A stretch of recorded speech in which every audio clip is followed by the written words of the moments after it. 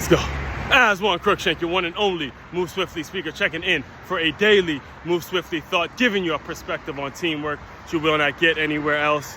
Top five Tuesday, top 5 Tuesdays, I believe. Top 5 Tuesday, February, I believe it's 25th, 2025. Just finished a 10 miler. Woo! A 10 miler that took a lot out of me. Seeing that I went overboard the past couple days. 10 miler today is quite a bit, so. But that's why we do what we do. So you guys know it's authentic, you know it's real, you know it's not me bullshitting you. It's me coming to you as raw and as authentic and capturing these moments, man. Capturing these moments right after a run and making it my content, making it my signature, making it what makes As One Crookshank. What makes me unique is the raw, uncut, unfiltered way in which I do these videos, all right? So bear with me because this one was rough. It was rough, all right? Counting down my top five today. Today we're counting down the top 5 ways that basketball relates to boxing. Now I wrote a whole book about this. It wasn't just basketball, but I put pieces of it in my book, Make Your Move, which is the second book I wrote, which is pieces of this concept. So today I'm gonna take it a little further, gonna dive a little deeper into it on the live stream, and there's an article that's out currently about this topic. So there's all facets in which you can consume all of these reasons, all right? Coming in, first way, I should say, that, and there's a ton of different ways that it relates, but I'm just giving you the top 5 today. Excuse me. Reason number 1, footwork. All right, footwork. Understanding that the most important thing, first thing you learn in boxing is not actually a punch, it's actually a pivot foot.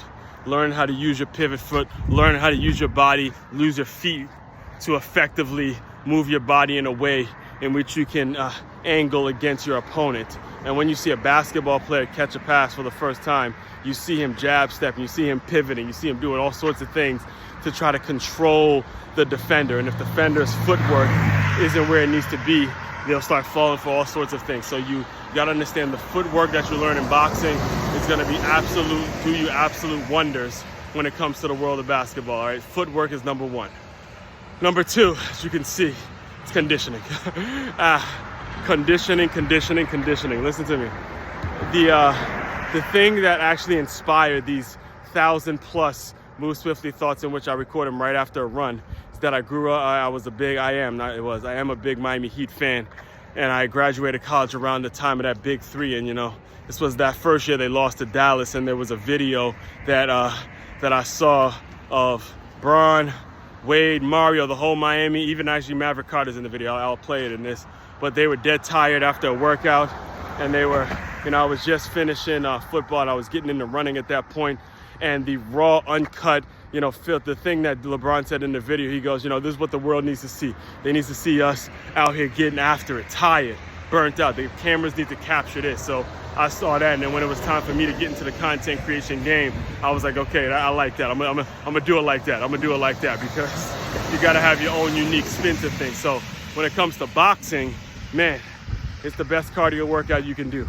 All right, you're gonna get yourself in proper shape to where you can run up and down the court and use proper form, all that stuff. Again, second thing is the conditioning. Absolutely the conditioning, both offensive and defensively, being able to run around on the court.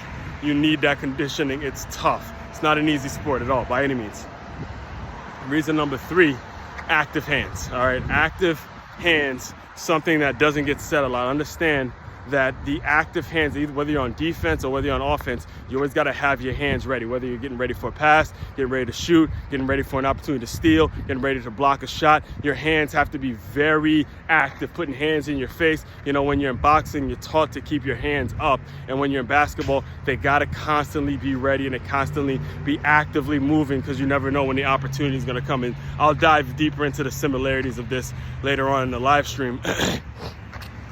Reason number 4, explosion. Plyometrics, baby.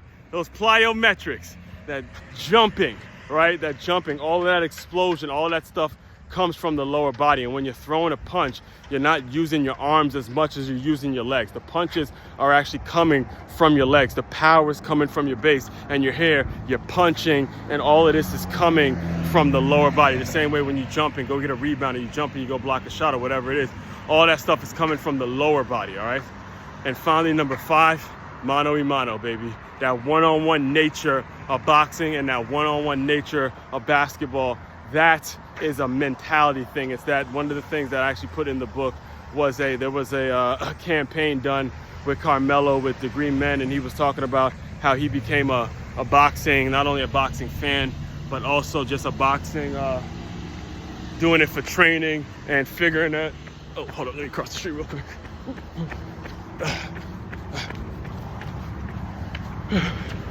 And figuring out how it was going to help his game and all that kind of stuff. And he had made mention of that one-on-one, mano y mano, when he gets the ball on an ISO left or ISO right or any ISO play. It's just like in boxing, where it's time to, put a move on your man and go get a bucket, all right? So, again, I'll dive deeper into all these concepts once I catch my breath, here, and sit down and be able to show you show you some examples off some clips and things of that nature. But just so we can recap, Top 5 Tuesday, top 5 ways in which basketball relates to boxing. Number 1, footwork, using your pivot foot, jab steps, and making sure you're using your footwork properly. Number 2, conditioning. As you can see, I'm a living proof example of that. Number 3, the active hands. Number 4, just the explosion in general. And number 5, that one-on-one mentality, mano y mano mentality, all right? All that being said, main website to check out to dive deeper into everything I'm doing, makeyourmove.com. That's MakeYamove.com. One-stop shop for all your teamwork and your self-development needs. As one, Crookshank, your one and only Move Swiftly speaker. Check it out. If you guys continue to move swiftly, we will talk more soon.